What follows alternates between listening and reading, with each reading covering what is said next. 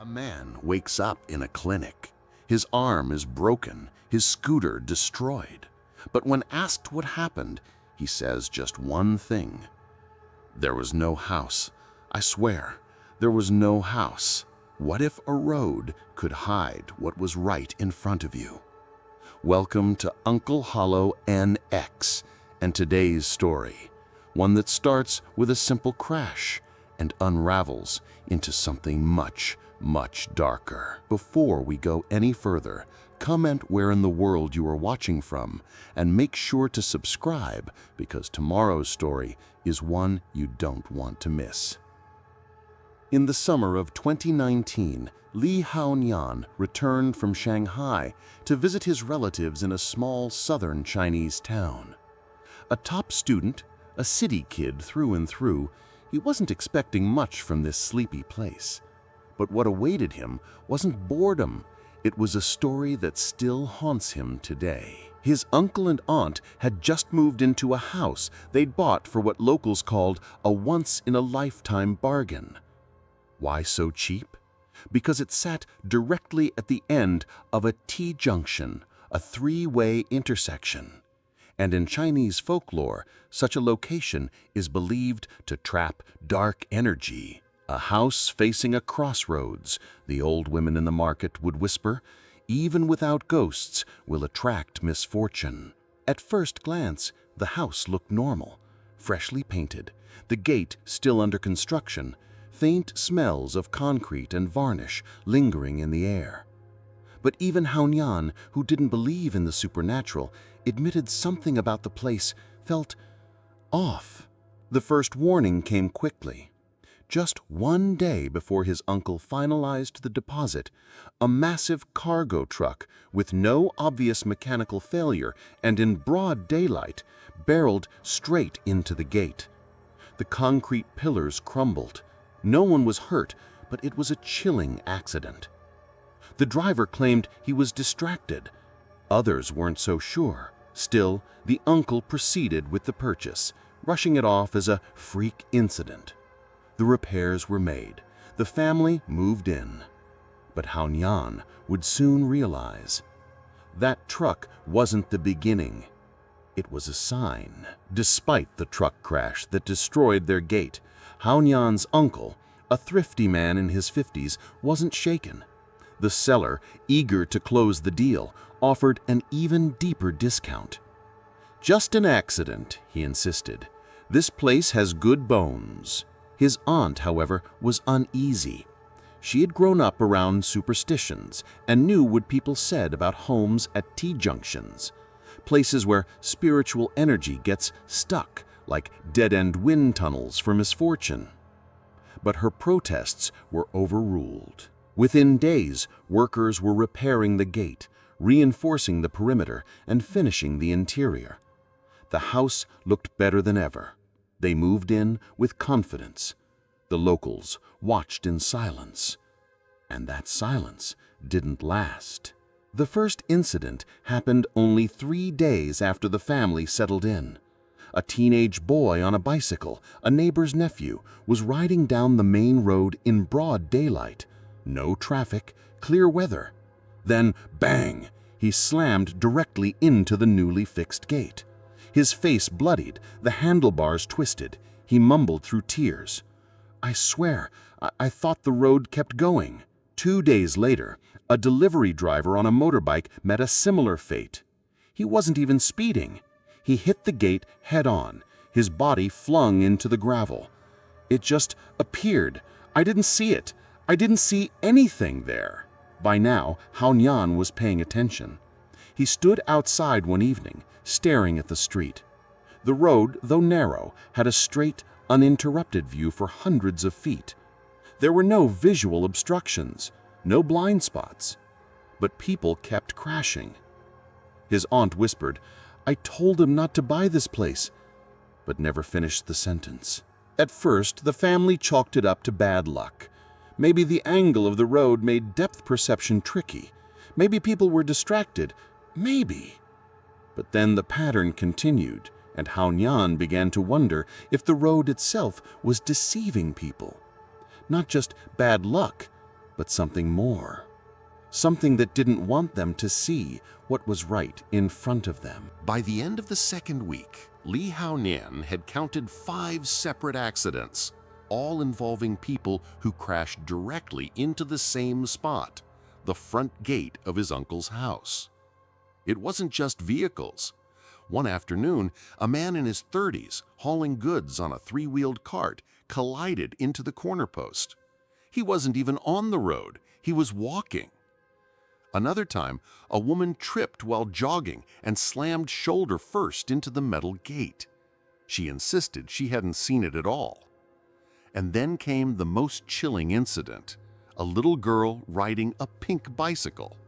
She lived just 3 doors down. Haonian saw it with his own eyes. The girl pedaled toward the intersection. She didn't turn, didn't brake, just coasted forward like the house wasn't there. Her front tire hit the gate with a snap. She tumbled hard onto the pavement. When her mother rushed over, she cried, "I didn't see anything! I thought I was still on the road!" The same words, over and over again. Haonian began writing it all down. Time of day, weather conditions, who was involved. It made no difference. The accidents occurred at noon, at dusk, in full sunlight, or under street lamps. Always the same direction, always the same crash, and always the same confusion from the victims. There was nothing in front of me. I thought the road continued. I didn't even see a house. What disturbed Haonian most wasn't the number of incidents, it was how the locals reacted. They didn't scream, they didn't gossip, they just nodded, muttered, "It's happening again," and went back to what they were doing. As if they expected it, as if this was normal. Haonian asked an old shopkeeper about it. The man looked away, slowly sweeping his stoop. "That's why it was cheap," he said. "You think the price was low because the house was ugly?" Then he turned and added, "Sometimes it's not the house, it's the land, the position, the things that gather at a crossroads." It was just past 10 p.m. when Mr. Zheng Guobin, a retired factory worker and regular at the neighborhood bar, staggered out of a local drinking hole and hopped onto his old scooter. He'd only had a few beers, nothing heavy, or so he thought. Halfway down the road, nature called. He pulled over near a cluster of banana trees beside the long, empty stretch leading to the T-Junction. That's when he heard it. Laughter. Childlike, but mocking, like kids giggling behind a classroom door. Startled, he turned and froze. 3 children were sitting on his scooter.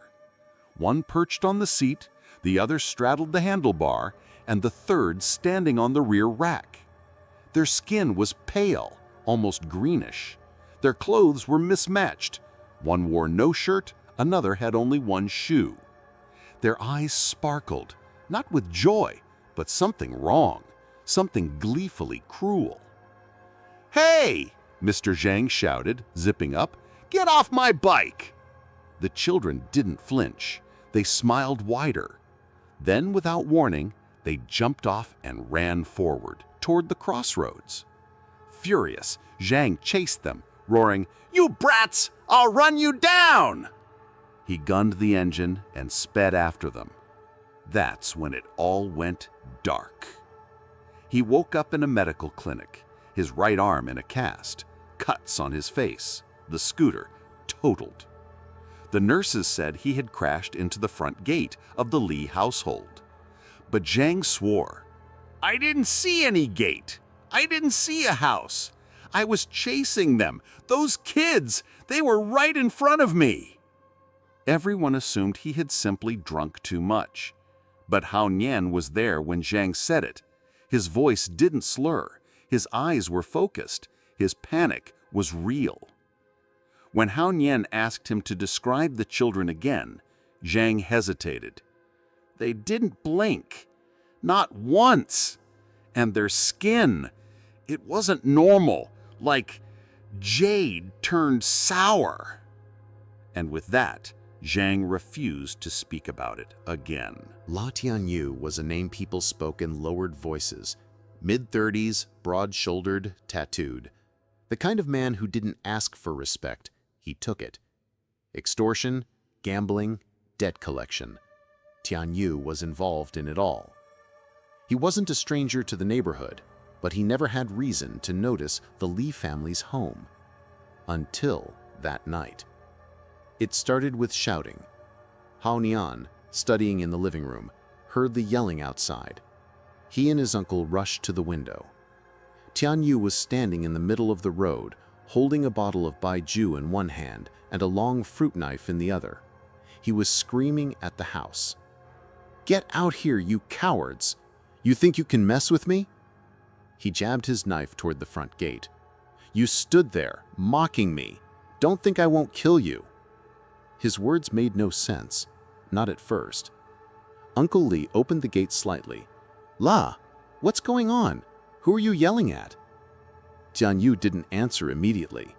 He glared at Uncle Li like he was a stranger. Then he snapped. "They're standing behind you. Don't act dumb." Hao Nian stepped outside.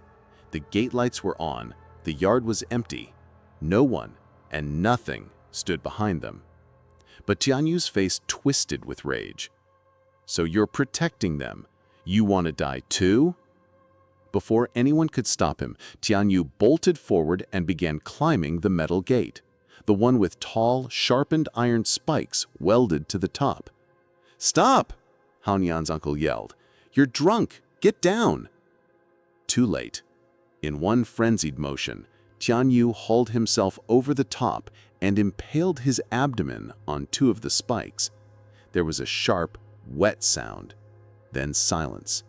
He didn't scream. His body just hung there, twitching slightly. Blood ran down the gate like red ink over white paint. By the time emergency services arrived, he was gone. The police ruled it an accident fueled by intoxication and aggression, a tragic result of drinking too much.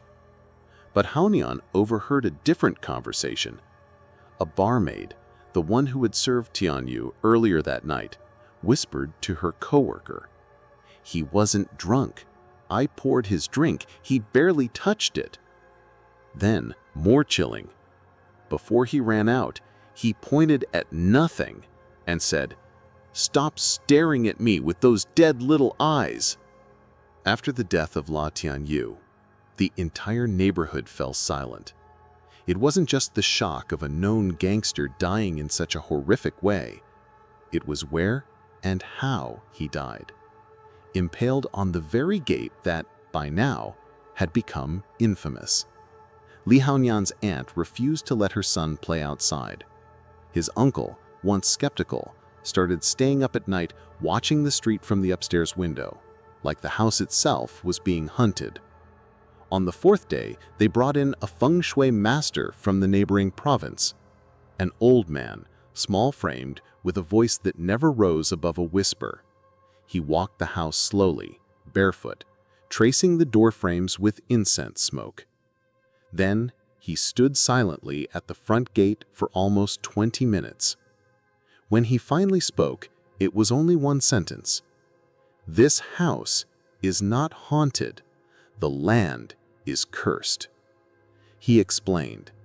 In Chinese geomancy, T-junctions, especially ones where a road drives directly into a house, are known as piercing roads. It's not just about traffic, it's about energy. Everything that flows, air, qi, light, hits this house head-on, but none of it leaves. It's trapped. What does that mean? It means energy builds, and if it's negative, grief, pain, trauma, it begins to feed off the living, especially those who are mentally weak, emotionally unstable, or under the influence. Those people become vulnerable. They don't see what's in front of them, the master added. Not because it's hidden, but because something else is showing them what it wants them to see. He suggested placing mirrors, scattering rice ash, hanging protective charms, all the usual countermeasures.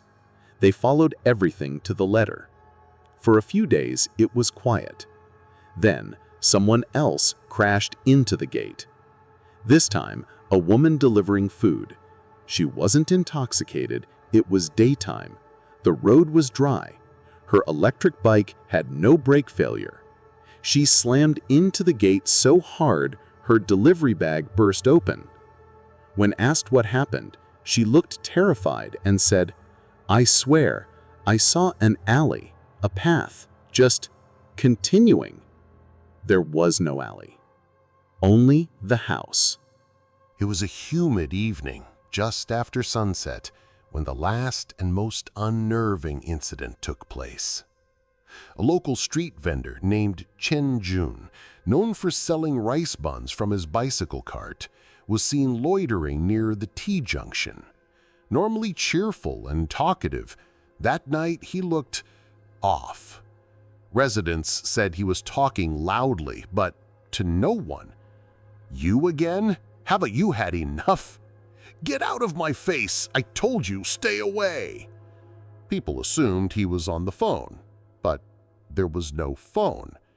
Several witnesses saw him pointing at the Lee family's house, shouting and gesturing violently at the empty yard. Then, without warning, he turned, climbed onto his bicycle, and pedaled straight into the gate. Hard. The crash was brutal. His head collided with the metal, and he collapsed unconscious. His cart flipped, buns scattered across the street. When neighbors rushed over, Chen was bleeding from the forehead but breathing. They called an ambulance. He regained consciousness in the emergency room an hour later. The first thing he said, "Where did the alley go?" The nurse, confused, asked, "What alley?" Chen blinked. I saw a side road right between the trees. Someone was standing there, grinning. I followed him. Then it disappeared."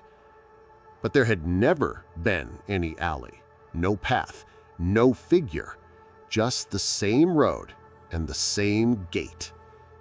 When Haoyan visited him later, Chen was different. He refused to talk, eyes darting, hands trembling. His wife said that since the crash, he hadn't slept a full night. He kept muttering, "They watch from the side of the road. They know who's weak." The Lee family had heard enough. This was the 8th incident in 2 months. They didn't wait for a 9th. Within a week, they listed the property for sale. Even at a massive loss, they didn't care. They just wanted out. The Lee family moved out within days. They packed quietly. No farewells, no explanations. Their neighbors understood without needing one. The house, once freshly painted and full of promise, now stood silent. Its gate, reinforced and re-welded multiple times, bore dents, scratches, dried blood. No one dared to approach it after dark. They sold it at a 40% loss to a small construction company that intended to demolish and rebuild.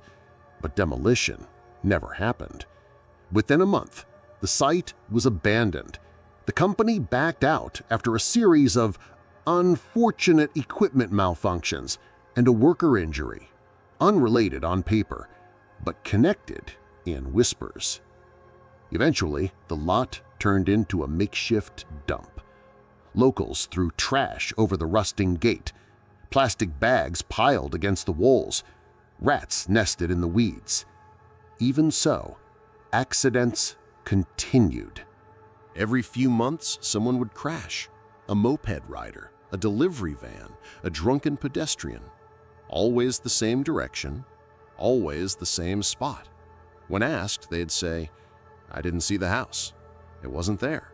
I thought the road kept going."